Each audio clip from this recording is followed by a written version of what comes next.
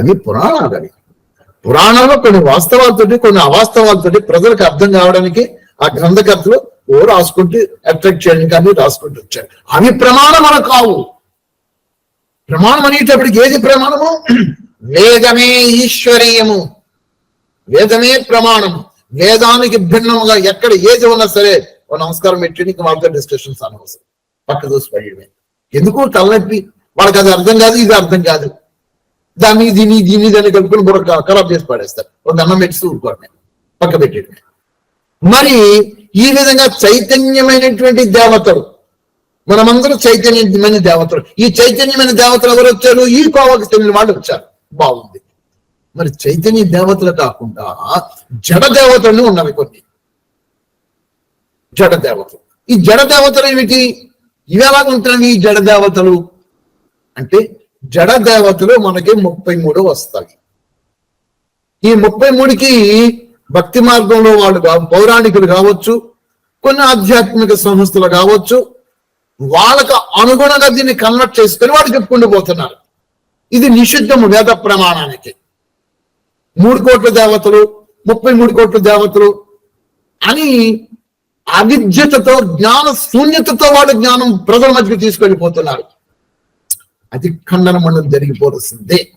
3 కోట్ల దేవతలు, ఇది చూద్దాం. 3 కోట్ల దేవతలు ఎవరు? అసలు కోట్లు అనేటప్పటికి అర్థం కావాలి. కోటి అంటే ప్రకారము, విధానము, కైండ్నెస్, ఒక కైండ్, ఒక వెరైటీ అనమాట. 3 కోట్లు, 3 ప్రకారములు, లేదా 3 విధములు. 3 విధములు అంటే ఏంటి? 3 కోట్లు. ఏమిటి 3 కోట్లు? మేడం 3 కోట్లు అంటే సాంఖ్యా ప్రమాణంగా 3 కోట్లు ఉన్నవా? లేవు. మరి 3 కోట్లు అంటే ఏమిటి? 3 విధముల దేవతలు. ఎవరు 3 విధముల దేవతలు అంటే ఇక్కడ అర్థం చేసుకోవాల్సి వస్తుంది. ఒకటి ఆత్మదేవత, ప్రకృతి దేవత, పరమాత్మ దేవత. ఎందుచేత? పూర్వోక్త దివ్య గుణాలు వీళ్ళలో ఉన్నవి కాబట్టి, ఆ దివ్య గుణాలతో వీళ్ళు దేవతలు అయ్యారు కాబట్టి. అంటే ఈ దేవతలలో 2 చైతన్యం వచ్చాయి, 1 జడం వచ్చింది. ఈ 3 కలిపి దేవతలు. అందుకే మనకి 3 కోట్ల మంది దేవతలు అని సాంఖ్యా ప్రమాణంగా తీసుకొచ్చి వాళ్ళు చెప్పుకుంటున్నారు. చెప్పనండి, అది కూడా తప్పులేదు. సాంఖ్యా ప్రమాణంగా అక్కడ 3 కోట్ల మంది దేవతలు చెప్పాలంటే ఎవరికి వర్తిస్తుంది? చైతన్యమైనటువంటి ఆత్మలు శరీరాలను ధరించిన తర్వాత ఈ శరీరమును ధరించినటువంటి ఈ ఆత్మలు ఏవైతే ఉన్నాయో వీళ్ళు ఈ విధమైనటువంటి ప్రిన్సిపల్స్ ని, ఏ విధమైన ప్రిన్సిపల్స్ ని? అహింసావ్రతము, సత్యవ్రతము, అస్తేయ వ్రతము, బ్రహ్మచర్య వ్రతము, ప్రత్యాహార వ్రతము, ధారణ, ధ్యాన, సమాధి, ఈ వ్రతములతో ఎవరైతే జీవన యాత్ర సాగిస్తారో మళ్ళీ అక్కడ సాంఖ్యా ప్రమాణంగా 3 కోట్ల మంది చెప్పుకోవచ్చు. సృష్టి ప్రారంభంలో ఆ విధంగా ఉండేవారేమో. కానీ 3 విధముల దేవతలు అనేటప్పటికీ ఇది సాంఖ్యా ప్రమాణం కాకుండా దీనినే స్వీకరించాలి. ఆత్మ, పరమాత్మ, జడతత్వమైనటువంటి ప్రకృతి. ఇది సరిపోయింది. ఇప్పుడు 33 కోట్లు అని చెప్పడం జరుగుతున్నది. మరి 33 కోట్ల మంది దేవతలు ఉన్నారా? వేదం ఏమి చెప్తుంది? ప్రధానికి మనం వేదం వేదం వేదం ప్రమాణం అనుకుంటున్నాము కాబట్టి వేదం ఏం చెప్తుంది అంటే, వేదంలో చాలా వివరించి చెప్పింది. అథర్వ వేదములో 10వ మండలములో 7వ సూక్తంలో 13వ సంహిత. మీ దగ్గర అథర్వేదం ఉందండి? అయ్యా అథర్వేదం తీయండి సార్. విశ్వేశ్వరరావు గారు, సన్యాసరావు గారు, సుబ్బయ్య గారు, మీరు మీద ఏంటిది ఆ ట్యాబ్లో తీసుకున్నారండి? ప్రసాదరావు గారు ట్యాబ్లో నోట్ చేసుకున్నారా మీరు ఈ వేదాలని? నోట్ చేసుకున్నానండి, నోట్ చేసుకున్నాను. చూస్తే ఒకసారి కొత్త మూలాన్ని గౌరవం తీయలేను, తీస్తున్నాను. Okay okay sir. 10, 7, 13 sir. Sanyasa Rao గారు తీశారండి. అథర్వ వేదము 10వ మండలము 7వ సూక్తము 13వ మంత్రం. ఆ మంత్ర సంఖ్య కూడా కొద్దిగా చెప్తారా సార్? సీరియల్ నెంబర్, మంత్ర సంఖ్య, సీరియల్ నెంబర్ ఏమైనా చెప్తారు సార్? మీ వాయిస్ రావటం లేదు సార్ విశ్వేశ్వరరావు గారు. మంత్ర సంఖ్య, సీరియల్ నెంబర్ వాయిస్ వినబడడం లేదు. మీ ప్రసాద్ వాయిస్ గారు వినపడడం లేదు. నా మాట వినబడుతుందండి మీకు? వినిపిస్తుందండి. విశ్వేశ్వరరావు గారు ఏమడుగుతున్నారంటే ఆ మంత్ర సంఖ్య చెప్పగలరా అని అడుగుతున్నారండి. భావార్థం చదవమంటారా? చదవండి సార్. ఈ 18, 17 ఉంది సార్ పేజీ నెంబర్. చూడండి సార్, విశ్వేశ్వరరావు గారు 18, 17 అంట పేజీ నెంబర్. అలాగే నేను చూసి భావార్థం: పరమేశ్వరుని సామర్థ్యము వలనే వసువులు మన్నగు పదార్థములు విశ్వమును ధారమార్చి ఉన్నవి. 33 దేవతలుగా అష్టవసువులు అగ్ని, పృథివీ, వాయువు, అంతరిక్షము, ఆదిత్యుడు, జౌహు, చంద్రుడు, నక్షత్రములు. ఏకాదశ రుద్రులు అనగా ప్రాణ, అపాన, వ్యాన, సమాన, ఉదాన, నాగ, కూర్మ, కుకుర, దేవదత్త, ధనుంజయములు. ఇవి 10. 11వది జీవాత్మ. నెక్స్ట్ ద్వాదశాదిత్యులు అనగా 12 నెలలు. ఆ తర్వాత 1 ఇంద్రుడు, ఇంద్రుడు అంటే విద్యుత్తు. 11 ప్రజాపతి, ప్రజాపతి అంటే యజ్ఞము. ఇవి 33 దేవతలు. అదండి ఏం చెప్పింది మంత్రం, ఏం చెప్పింది? యస్య త్రయం త్రింశబ్ద దేవా అంగే సర్వే సమాహితా స్తంభం తం బ్రూహి కథమహస్వి దేవ సహా. ఇది మంత్రం చెప్తుంది. 33 దేవతలండి. మరి 33 కోట్లు మనకి ఎక్కడి నుంచి వచ్చేసారండి? Yes, correct. 33 కోట్లు వచ్చేసారు, కరెక్ట్, అది సత్యమే. ఎలాగనా? 33 విధముల దేవతలు, 33 ప్రకారముల దేవతలు. ఇది కరెక్ట్, ఇది సత్యం. సాంఖ్యా ప్రమాణంగా తీసుకుంటే 33 కోట్ల అక్కడ వెళ్ళిపోయింది. అది వెళ్ళిపోయి ఇది పక్కపోయింది. దానిని చూపించుకుంటూ వచ్చేస్తున్నారు. ఓకే, అది కూడా సత్యమే. 33 కోట్ల మంది వారి జీవన విధానాన్ని పరిశీలిస్తే వారు ఎలాగ జీవించారు?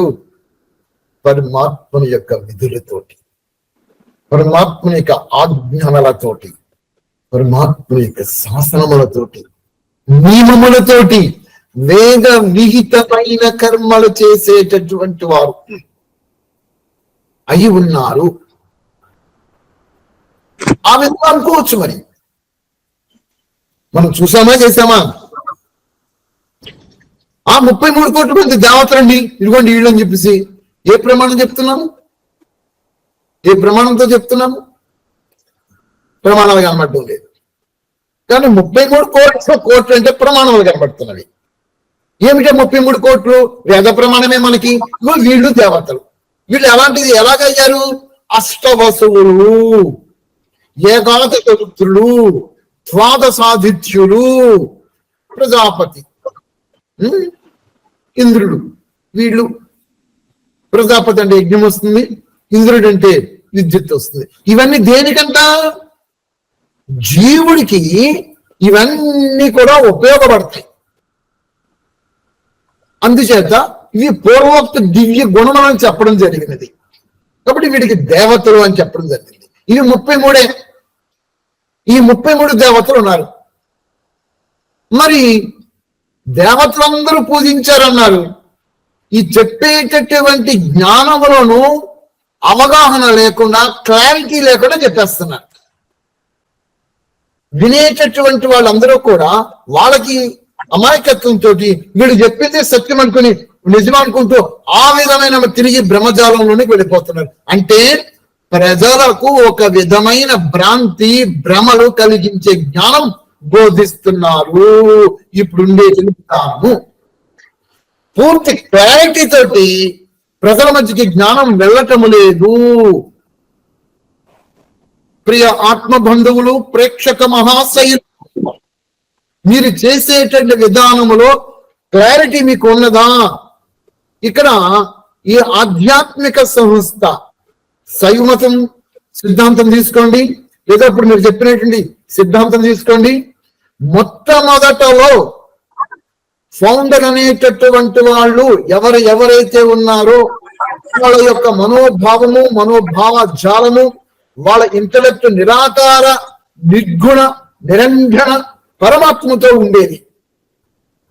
ఆ తర్వాత వాళ్ళ దగ్గర నుంచి ఆ విధానాల్లో ప్రజలకు బోధించడానికి ఇవన్నీ చూపించుకుంటూ వచ్చేసారు. మరి వారినే అనుసరిస్తున్నామనేటప్పటికీ మీరు నిజంగా పరమాత్మని అనుసరిస్తున్నారా అంటే పరమాత్మను అనుసరించటం లేదు. పరమాత్మ చేత రచన జరిగినటువంటి సృష్టిలో ఒక తత్వానికి రూపకల్పన చేసి ఆ రూపానికి ఆరాధించుకుంటూ నేను పరమాత్మను ఆరాధిస్తున్నాం అంటున్నారు. అసలు ఆరాధన అనేటటువంటికి ఇప్పుడు చేసే వర్షన్ ఏదైతే ఉందో ఈ కాన్సెప్ట్ మొత్తం టోటల్ గా ఓవరాల్ గా విరుద్ధమైపోతుంది వేదానికి. కారణం ఏమిటి? ఆరాధన అంటే ఇది కాదు. ఆరాధన అనగా అర్థం ఏంటో ఉండొచ్చు కాదు, దానికి మనం అనలేదు. కానీ వాస్తవ సత్యం ఏమిటంటే ఆరాధన అనగా గౌరవించుట, అంగీకరించుట, సత్కరించుట, ఒకరి ఎందే మనస వాచ కర్మ త్రికరణ శుద్ధిగా ఆయనకి సమర్పణమైపోయి ఆయన విధులని, ఆయన ఆజ్ఞలని, ఆయన శాసనములను స్వయములో ఆ విధంగా జీవించడం అది ఆరాధన. మరి ఆ విధంగా ఆ ఒక్కడే ఎవడై ఉన్నాడు అని ఏం చెప్పాడు అని చూస్తే వేద ప్రమాణం దగ్గరికి వెళ్తే వేదం ఆయన ఒక్కనే ఆరాధించమని 20,500 మంత్రాలు కనబడతాయి. ఎక్కడ చూసినా ఆయన్నే ఆరాధించమని చెప్తుంది. మరి మనం మీరు అనుకునే విధంగా ఆరాధన దగ్గరికి వచ్చినప్పటికీ ఎవరిని ఆరాధిస్తున్నారు, దేనిని ఆశించి ఆరాధిస్తున్నారు, మీ జీవనయాత్ర ప్రమాణములలో చూసుకుని పరిశీలించండి, మీకే అర్థమైపోతుంది. ఇక్కడ ఈ మతం ఏం చేసిందంటే ఈ శివలింగాన్ని చూపించింది. శివలింగాన్ని చూపించి ఈ శివలింగాన్ని వీడు పెట్టుకుని ఆరాధించుకుంటూ వచ్చేస్తారు. దీన్ని ప్రబలం చేస్తున్నారు. కానీ ఈ శివలింగం అనేటువంటిది ఒక తత్వం అయి ఉన్నది. పంచతత్వాల నుంచి భూతత్వం నుంచి తీసుకుని ఆ రూపాన్ని చిత్రీకరణ చేశారు. ఆ రూపానికి వీళ్ళు అనేక రకాల క్రియలు చేసుకుంటూ వచ్చేసేస్తున్నారు. కానీ ఆ రూపము లోపట ఉన్నాడు, ఆ రూపము బయట ఉన్నాడు, అంతటా నిండి ఉన్నాడు. అంతటా నిండి ఉండినటువంటి వాడు నా లోపట ఉన్నాడు, నా హృదయంలో ఉన్నాడు, నా బయట ఉన్నాడు, నా చుట్టూ ఉన్నాడు. మరి అలాంటి నా చుట్టూ ఉండినటువంటి ఆ నిరాకార అఖిలాండ కోటి బ్రహ్మాండ నాయకుడిని నేను ఆరాధించాలి అంటే ఏం చేయాలి? ఇవి కాదు నేను చేయాల్సింది, ఇవి చూపించడం కాదు. చక్షుషాన పశ్యతి ఏనా చక్షుంటి పశ్యంతే తద్దేవ బ్రహ్మత్వం విద్యనేదం ఉపాసతే. ఈ కళ్ళతో చూసి దేన్ని కూడా ఉపాసించకరా, పై ఏదో ఉంటే నీ కళ్ళు చూడగలుగుతున్నాయో దాన్ని తెలుసుకుని దాన్ని ఉపాసించరా అని మనకు వేదం వస్తుంది, ఉపనిషత్తు చెప్పుకుంటూ వచ్చేస్తున్నాయి. మరి నేను ఇక్కడ రూపాన్ని ప్రజల మధ్యకి తీసుకెళ్లి చూపిస్తున్నాను. ఈ రూపాన్ని చూపిస్తున్నానంటే ఈ రూపంలో ఉండేటువంటి తత్వం ఏదైతుందో దాని గురించి చెప్తే మరి ఈ రూపాన్ని చూపిస్తున్నాం. ఇదేమిటి ఈ విశేషత? కొంతమంది అయితే ఇంకొకరు అయితే ఆ రూపానికి రకరకాల క్రియలు చేస్తున్నారు. మరి ఈ విధంగా శైవ సిద్ధాంతం కావచ్చు, లేకపోతే మీరు చెప్పినటువంటి ఈ బ్రహ్మకుమార సిద్ధాంతం కావచ్చు, ఇది ఈ విధంగా కనబడుతుంటే మరి వైష్ణవ సిద్ధాంతం దగ్గరికి వెళ్ళి చూస్తే అక్కడ అదేం చెప్పింది? వేస్ట్ వ్యాప్నోతి చరాచరం జగత్ సా విష్ణు అన్నది అక్కడ. అంటే ఈ సమస్తమైనటువంటి విశ్వం అంతటా కూడా వ్యాప్తమై ఉండినటువంటి వాడు పరమాత్మ.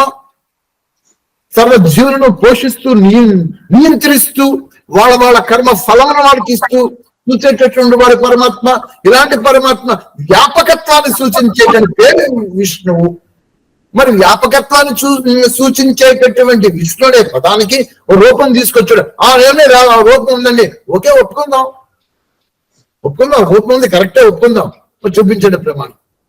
పరమాత్మకి మీరు చూపించిన రూపం ఉన్నదా?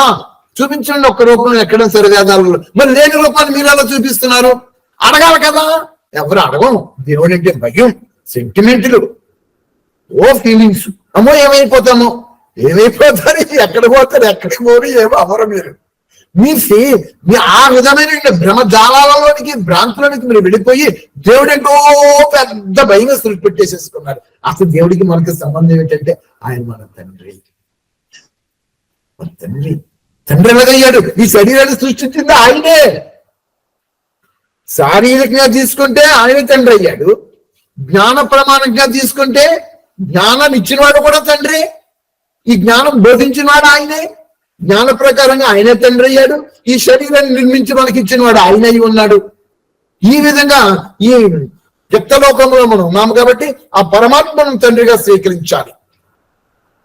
మరి అలాంటి పరమాత్మ తండ్రిగా స్వీకరించి నీకు నిరంతరము నీ లోపల ఉండి నీకు సజెషన్స్ ఇస్తున్నాడే, మరి ఆ సజెషన్స్ ని నువ్వు గ్రహించలేకపోయినట్లయితే పరమాత్మ చేత చెప్పబడినటువంటి జ్ఞానం ఏది అవుతుందో ఆ జ్ఞానం సేకరించి ఆ జ్ఞానం ప్రకారంగా నడవాలి కదా. అట్లే నడవం. కొన్ని సంస్కారాలు మనకు ఓటు పడిపోయాయి. గత కల్పం నుంచి ఈ కల్పంలోని ఈ కల్పం నుంచి మన సంస్కారాల రూపంలో, తల్లిదండ్రుల రూపంలో, సంఘ రూపంలో రకరకాల విధానాలతో ముడిపడిపోయి ఉన్నాము. కాబట్టి లోపల ఏం చెప్పినా వినము, పరమాత్మ ఏ జ్ఞానం బోధించినా అది వినము, మన ఇష్టానుసారంగా పోతున్నాం. అందుకనే కర్మలో చిక్కుకుపోతున్నాం. జాతస్య మృత్యుం జన్మ మృతస్య చావడం, పుట్టడం చావడం, పునరపి మరణం, పునరపి జ్ఞానం పోయింది. ఈ వైష్ణవ సిద్ధాంతం ఈ విధంగా తీసుకొచ్చింది. ఈ శైవ సిద్ధాంతం, ఈ బ్రహ్మకుమార సిద్ధాంతం ఈ విధంగా తీసుకొచ్చింది. ఇకపోతే శాక్త సిద్ధాంతం దగ్గరికి వెళ్తే అది కూడా అంతే. శక్తి అంటే ఏమొచ్చింది? పరమాత్మ వస్తుంది. శక్తి అంటే మీకు బుక్ ఉంది కదా, ఆ బుక్లు మీకు చూపించాను కదా, ఇవన్నీ పెట్టిస్తాను. ఒకసారి మీరు అవన్నీ చూడండి. మీకు తెలిస్తే పవిత్ర నామములు అని చెప్పేసి సర్వనామములు పరమాత్మయే అన్న దానిలో మీకు ఇవన్నీ కనబడిపోతాయి.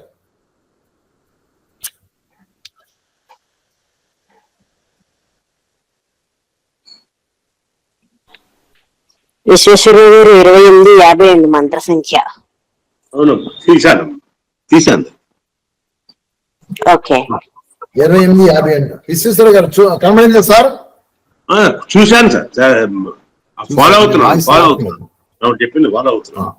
శక్తి అంటే పరమాత్మ వచ్చింది, దేవి అంటే పరమాత్మ వచ్చింది. దేవి అంటే పరమాత్మ వచ్చింది. మరి దేవి అంటే మీ రూపం ఎక్కడి నుంచి వచ్చిందండి? మరి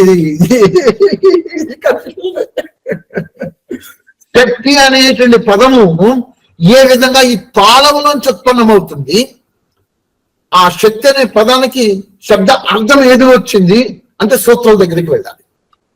సూత్రాల దగ్గరికి వెళితే సూత్రంలో ఈ శక్తి అనేటప్పటికి ఏం కనబడుతుంది? శక్తు అనే ధాతు శక్తి శబ్దం ఏర్పడుతుంది. సర్వం జగత్ కర్తం శక్నోతి సా శక్తి, సర్వలోకాన్ని నిర్మించు సమర్థత కలవాడు కాబట్టి పరమేశ్వరకు శక్తి అని పేరు. శక్తి అంటే పరమాత్మ. అంటే పరమాత్మలో ఉన్న అనంత శక్తికి ఈ పౌరాణికులు ఒక మతాన్ని తీసుకొని వచ్చి రూపకల్పన చేసుకుని దానికి ఆ విధంగా రూపం పెట్టుకుని రూపాన్ని ఆరాధించడం వాళ్ళు ప్రారంభించారు. శక్తి అంటే పరమాత్మ, దేవి అంటే పరమాత్మ. దేవి అంటే మళ్ళీ పరమాత్మ వచ్చేస్తుంది. ఇవన్నీ కూడా మనకి చాలా వివరించి చెప్పింది. దేవా శబ్దం ఒక రాసిన దేవి పదానికి దేవా అనే పదానికి అందరూ మీకు ఇచ్చాను, బుక్ లో ఇచ్చాను చూడండి. దేవి అంటే పరమాత్మ, శక్తి అంటే పరమాత్మ. అందరం కలిపి ఆ పరమాత్మతో ముడిపడి ఉండాలి కదా. మనము పరమాత్మతో ముడిపడి ఉంటున్నామా, లేకపోతే ఈ యొక్క విధానాలతో, ఈ గ్రంథాలు చూపించినటువంటి పౌరాణిక చెప్పిన విధానంతో ముడిపడి ఉంటూ నేను పరమాత్మతో ముడిపడి ఉంటున్నామంటే, పరమాత్మతో ముడిపడి ఉంటున్నామంటే కుదరదు. పరమాత్మతో ముడిపడి ఉంటున్నామనేటప్పుడు మీ చరిత్ర మారిపోవాలి. ఈ మనసులో ఇదేది ఉండకూడదు. ఈ హృదయంలో ఆయనే ఉండాలి. ఎవరిని చూసినా ఆయనే చూడాలి. ప్రసాదరావు గారిని చూసినా, విశ్వేశ్వరరావు గారిని చూసినా, సుబ్బయ్య గారిని చూసినా, రామాంజ గారిని చూసినా, ఎవరిని చూసినా నేను పరమాత్మనే చూస్తున్నాను, లేదా ఆత్మని చూస్తున్నాను. ఈ భావన నాకు రావాలి. ఇదండి అర్థము. దేవీ దేవతల్ని అక్కడ వాళ్ళు చూపిస్తున్నారంటే దేవీ దేవతలు ఎవరో కూడా కాదు, మనమే దేవీ దేవతలము. ఎలాగ మనము దేవీ దేవతలం అవుతున్నామంటే ఇప్పుడు మీకు చెప్పిన విధానంలో ఈ యొక్క నియమములు ఎవరైతే ఆచరిస్తున్నారో వీళ్ళందరూ దేవీ దేవతలే. మరి 33 కోట్ల దేవతలు అంటే మనకి వేద ప్రమాణంతో తీసి చూసినప్పుడు వేద ప్రమాణం 33 కోట్లు అనేటప్పటికల్లా ఈ అష్టవసువులు, ఏకాదశ రుద్రులు, ద్వాదశాదిత్యులు, ప్రజాపతి, ఇంద్ర ఇవి వస్తాయి. ఈ అన్నిటికీ 33ంటికి కూడా పూజ్యుడు, ఉపాసనీయుడు, తెలుసుకొనదగినవాడు, యోగ్యుడు ఆ పరమాత్మ. ఆయనని ఉపాసించాలి. ఉపాసన మార్గము మీరు చేసే విధానము కాదు. ఆ విధంగా మీరు భగవంతుని దూరం చేసేసి వేరు చేసుకుంటున్నారు దేవుణ్ణి. ఆ విధంగా వేరు చేసుకోవద్దు. ఆయన మీ లోపటే ఉన్నాడు. మీ హృదయంలో ఉన్నాడు, మీ ఎదురుగా ఉన్నాడు, మీ చుట్టూ ఉన్నాడు, అంతకంటే ఉన్నాడు. అలాంటి వాడిని ఉపాసన చేసే విధానం ఏమిటి అంటే ఒక్కటే యమ నియమముల సాధన. యమ నియమ సాధనే, అహింస సాధనయే పరమాత్మ ఉపాసన, సత్య సాధనయే పరమాత్మ ఉపాసన. చెయ్యండి. అస్థేయ సాధనయే పరమాత్మ ఉపాసన. చెయ్యండి. ఇదన్నమాట పరమాత్మను ఉపాసించడం అంటే. ఇవేమి కష్టం అండి చెప్పండి, ఇవేమి కష్టం అండి? అమ్మో, నిరాకార స్వరూపాన్ని ఉపాసించడం చాలా కష్టం అండి, కనబడుతుంది ఏంటండి? ఇలాగ మన మైండ్ ట్యూన్ అయిపోయాయి. నిరాకార పరమాత్మను ఉపాసించడం కష్టమేంటి? అదే నా ఏ అర్థం కావట్లేదు, నా బొందాలి. సత్యం మాట్లాడడం కష్టం మీకు? హింసావృత్తిని వేరనడం కష్టమా చెప్పండి? ప్రేమగా ఉండడం కష్టమా? దయతో ఉండడం కష్టమా? ఈ గుణాలను ఉపాసించండి, పరమాత్మ గుణాలను ఉపాసించండి. ఆ గుణములను ఉపాసించడమే పరమాత్మను ఉపాసించడము, అంతమించి ఇంకేమీ లేదు. ఎప్పుడైతే మీరు పరమాత్మని ఈ గుణములతో మీరు ఉపాసిస్తారో మీలో ఉండండి అవిద్య నశించిపోతుంది, మీరే దేవతగా తయారైపోతారు. ఇదండి సత్యము. ప్రసాదరావు గారు అర్థమైందని అని చెప్పదలుచుకోండి, చెప్పండి సార్. అయ్యా అర్థమైంది, ఆచార్య గారు చెప్పింది అర్థమైంది. అంటే ఎక్కువగా పొడిగిస్తున్నాను, కాకపోతే మరి దేవతలు అనగా వీరు మీరు చెప్పింది విశదీకరించారు, చాలా బాగా అర్థమైంది. మరి యక్షులు కిన్నెరులు కింపురులు అనగా ఎవరు విశదీకరించగలరా? మనమే. యక్షులు కిన్నెరులు కింపురులు గంధర్వులు అందరూ మనమే, ఎవరు లేరు.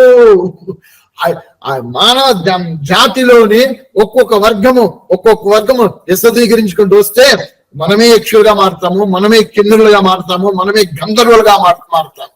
అన్ని మనమేనండి, అంతే తప్ప ఇంకెవరు. ఆత్మే తమ తాలూకా విధానాల్లో ఈ రూట్లను వెళ్తుంటే ఆ పేరుతో పిలువబడుతుంది. అది అర్థమైంది అయ్యా. నమస్కారం. నమస్తే అండి. క్లోజ్ చేసేసుకుందాము. అయ్యా విశ్వేశ్వరరావు గారు, సార్ వాయిస్ రావడం లేదు సార్. నా వాయిస్ మిగతా వాళ్ళకి వస్తుంది సార్. మీకు వినబడుతుందా అండి? సార్ నాకు రావటం లేదు. సరే సార్, చెప్పిస్తండి సార్. సంధ్య శాంతి మంత్రం చెప్పండి సార్. చెప్పండి.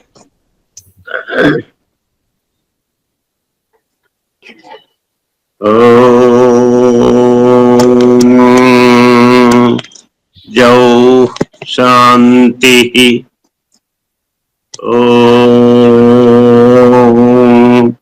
అంతరిక్షగం శాంతి.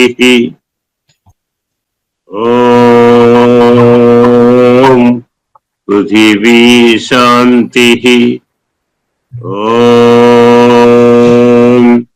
ఆపః శాంతి.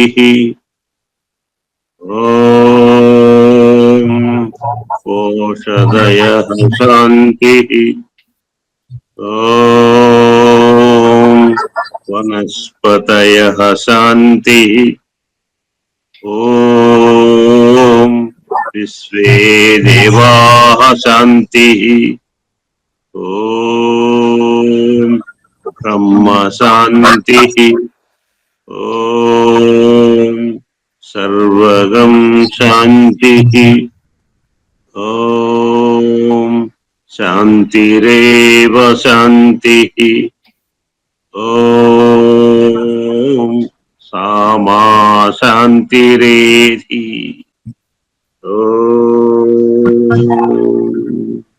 శాంతి శాంతి శాంతి.